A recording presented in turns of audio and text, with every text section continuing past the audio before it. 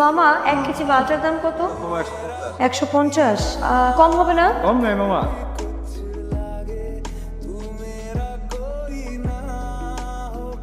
সুবহানাল্লাহ। জি by any chance আপনি কি আমাকে ফলো করছেন? না তো। দাঁড়িয়ে আছেন কেন? জান না। Excuse me. Ding ding ding ding. কাহিনীটা কি বলুন? রাস্তা চিনে ফেললেন, বাড়িটাও চিনে ফেললেন। ক্রাশ খেয়েছেন তাই তো? আচ্ছা টেল মি সামথিং, আপনি কবে থেকে আসলে আমার বাড়িটা চিনেন? আপনি বাড়িতে থাকেন কিনা আমি জানি না, তবে আমি এই বাড়িতে থাকি। এই বাড়িতে থাকেন? What a joke. আমি বাড়ির দোতলায় নতুন এসেছি। ক্রাশ খেয়েছে। দোতলা আপনি নতুন কি?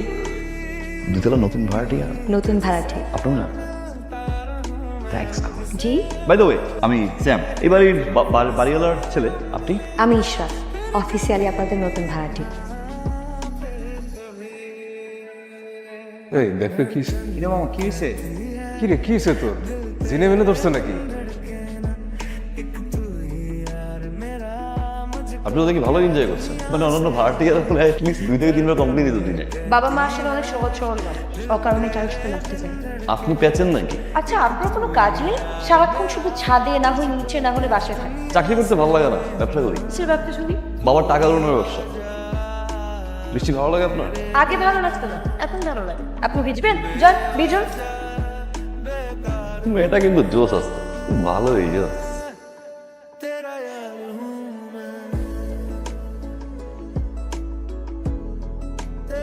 কি হয়েছে বলতো, তুই এরকম পাগলামি করতেছিস কেন? একটা ছেলে আমার যে কি ডিস্টার্ব শুরু করছে। আসলে না আমি তোর প্রেমে পড়ে গেছি আর সে আমার প্রেমে পড়ে গেছে। কোন ছেলে? এটা শুনলে তো আপনি ফিট হয়ে পড়ে যাবেন। কি নাম বল? আমাদের বাড়ি আমার ছেলে চেয়ার। স্যাম তোকে ডিস্টার্ব করে? দোস্ত তুই কি পাগল হইছিস? সকাল থেকে 5 বার আমার স্টার্ট করে ডাকলি। আমি সাইমন। দেবার বেটা ডানে বামে যেদিকে তাকাই এখানে আমি ইশরাত দেই। এদিক ঘুরি ইশরাত, এদিক ঘুরি ইশরাত, ডানে ঘুরি এই দেখ এমন দেখতেছিস। জি আমি সত্যি সত্যি ইশরাত আপনার সামনে দাঁড়িয়ে আছি। সমস্যা কি আপনার? আপনি ডিস্টার্ব করেন কেন? ভাল লাগে। আপনি যদি আর একবার বলো না, হাজার বার আমি তাকাই থাকবো। আপনি যদি আর একবার হালিমাকে ডিস্টার্ব করেন আমি ভুলে যাব আপনি আমার বাড়িওয়ালার ছেলে। হালিমাকে? এখন হালিমাকে চিনতে পারছেন না? যখন নিচ থেকে টাঙ্কি মারেন তখন মনে থাকে না হালিমাকে? আমার মনে হয় কি একটা মিসআন্ডারস্ট্যান্ডিং হচ্ছে। আমি হো মিসআন্ডারস্ট্যান্ডিং। এখন তো আপনি অস্বীকার করবেন, এমন ভান ধরবেন যে আপনি হালিমাকে চেনেনই না। হালিমা তুই বল। বাবা আমি বলতে পারবো না, আমার শরম লাগে। উনি যা করে আমার তাই ভালো লাগে। এই বেব একটা থাপ্পড় দেবো কিন্তু। শুনেন এটা একটা মিসআন্ডারস্ট্যান্ডিং। হ্যাঁ সে ছিল, বাট আমি আপনাকে আপনাকে তার মানে আপনি স্বীকার করবেন না? এটা পুরোপুরি ভুল বুঝাবুঝি। আমি বুঝতে পারছি আপনি আমার ধোকা দিয়েছেন, আমার সাথে প্রতারণা করছেন। ব্রেকআপ। আপনি এই পিংবার কিছু না হয়েছে আমার। ডান দিকে তাকাই তুই, বাম দিকে তাকাই তুই, খাইতে গেলে তোমাকে দেখি, বসতে গেলে তোমাকে দেখি, সব জায়গায় শুধু তুমি তুমি তুমি আর তুমি। বন্ধুরা বলে এটা আমি ওষুধ। ওষুধের নামটা কি বলো?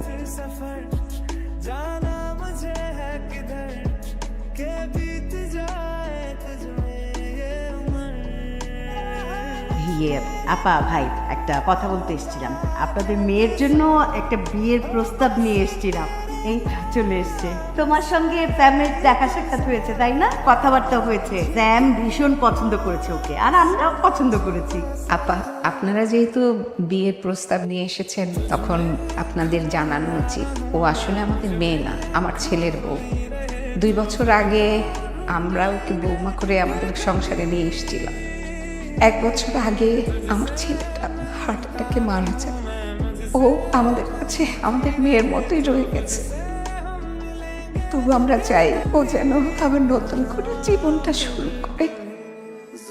বাবা বড় করে হা করো, অভিনন্দন। তোমার বিয়ে পাক্কা। শুভ কাজের কথা কইতেছিলাম এতক্ষণ, এখন একটা অশুভ কাজের কথা কইছি। কথাটা হইলো আমার গ্রামের বাড়ির জমা নিয়ে এখন বাড়ি যাই, এমার্জেন্সি। শুনুন না, ড্রপ করি প্লিজ। বিয়ের আগে আমি আর জ্বালাবো না, প্রমিস। সারা জীবন তো আমারই যাইতে হবে না। বাড়িতে যাচ্ছিলাম কাজে, কেউ চাইলে উঠতে পারে, ভালো লাগবে। মা কলকাতার সামনে গেছি মা, সঙ্গে সঙ্গে জড়াই দিল। কিসের ঝামেলা? এই সামান্য ঝামেলার জন্য আমরা কি পাঠায় বাবা? কি প্রেমের সমুদ্রে নামার আগে জানা ভালো সমুদ্রের কোনো তীর হয় না, আর মেয়েরা প্রথম যাকে ভালোবাসে সে হারিয়ে গেলেও তাকে ভুলতে পারা যায় না। সবচেয়ে প্রিয় মানুষটিকে ছাড়া বেঁচে থাকা কষ্টকর, কিন্তু অসম্ভব কিছু না। আমার জীবনের প্রথম পুরুষ আপনি না, সে আমার স্বামী। আমি কোনোদিন তার জায়গায় অন্য কাউকে দিতে পারবো না। আমাকে ভুল বুঝবেন না, মনে করবেন কোনো একটা অসুখ হয়েছে, সেটা ভেবে আমাকে ভুলে যাবেন। রাত চলে গেছে।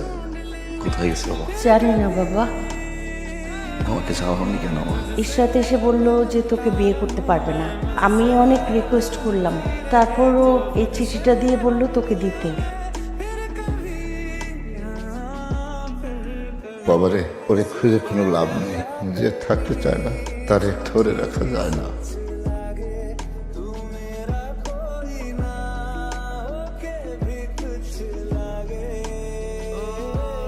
বাবা স্যাম, আমি সরি বাবা।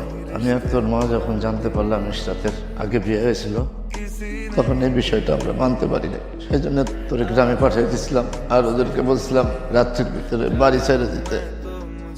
হ্যাঁ বাবা, আর চিঠিটা আমি লিখি। আমি বুঝতে পারিনি বাবা যে ইশরাত এত লক্ষ্মী একটা মেয়ে, আরে এমন একটা লক্ষ্মী মেয়ে তো আমাদের ছেলের জন্য দরকার। আমরা বুঝতে পারিনি বাবা, আমাদেরকে মাফ করে দিস। ইশরাত মা, ইশরাত,